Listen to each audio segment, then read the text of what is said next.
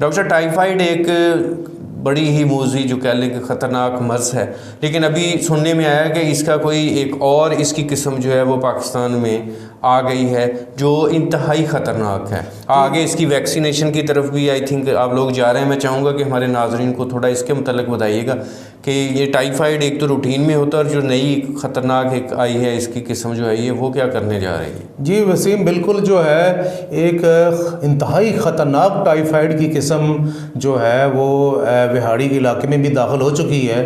یہ پہلے جو ہے کراچی میں 3-4 سال پہلے رپورٹ ہوئی تھی. اس کے بعد یہ کیسز جو ہیں آل اوور پاکستان کچھ نہ کچھ آ رہے تھے، لیکن ابھی پچھلے 6 ماہ سے 1 سال سے وہاڑی میں بھی یہ ایک drug resistant multi drug resistant typhoid آ گیا. ملٹی ڈرگ ریزسٹنٹ ٹائیفائڈ سے مراد یہ ہے کہ جتنی بھی عام طور پہ دوائیاں ہیں ان سب دوائیوں سے یہ جو ٹائیفائڈ کا جراثیم ہے وہ ریزسٹنٹ ہے، کوئی دوائی اس پہ عمل نہیں کرتی.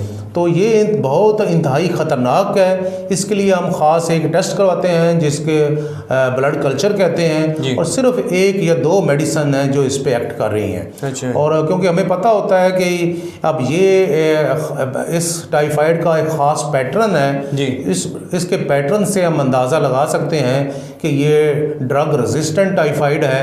تو ہم وہ دوائی سٹارٹ کر دیتے ہیں جو خاص دوائیاں ہیں، اور ساتھ ٹیسٹ کروا کے تو یہ 8 سے 10 دن میں کنٹرول ہو جاتا ہے. آگے جو ہے انشاءاللہ اس کی ویکسینیشن بھی آ رہی ہے، تو میری عوام سے یہ ریکویسٹ ہے کہ یہ ویکسینیشن ضرور کروائیں. ٹھیک ہے.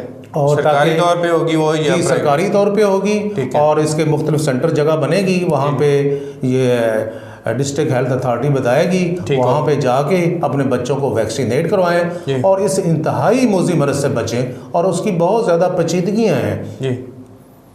اچھا ڈاکٹر صاحب، یہ ٹائیفائڈ جو ابھی ہو رہا ہے اس سے کوئی احتیاطی تدابیر بھی کوئی ہیں کہ اس سے بچا جا سکے کہ پہلے خدا نخواستہ یہ مرض ایک تو ویکسینیشن ہو جائے گی، وہ تو ہماری ایک سیفٹی ہوگی، لیکن روٹین میں ہماری روزمرہ کے جو ہماری کچھ جو کہہ لیں کہ کاروبار زندگی میں کوئی ایسا کیا ہونا چاہیے کہ اس سے جو ہم اپنے آپ کو محفوظ رکھ سکیں یا ہمارے بچے اس سے محفوظ رکھیں، کوئی احتیاطی تدابیر اس کے لیے؟ جی بالکل، یہ food and water borne disease ہے. اس کے لیے ہمیں ہینڈ واش کرنے ہوں گے.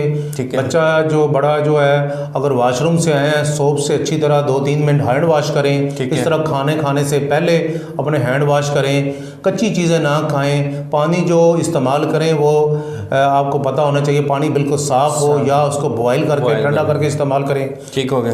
اور بازار کی کوئی کچی چیزیں نہ کھائیں. تو یہی اس کا احتیاطی تدابیر ہے.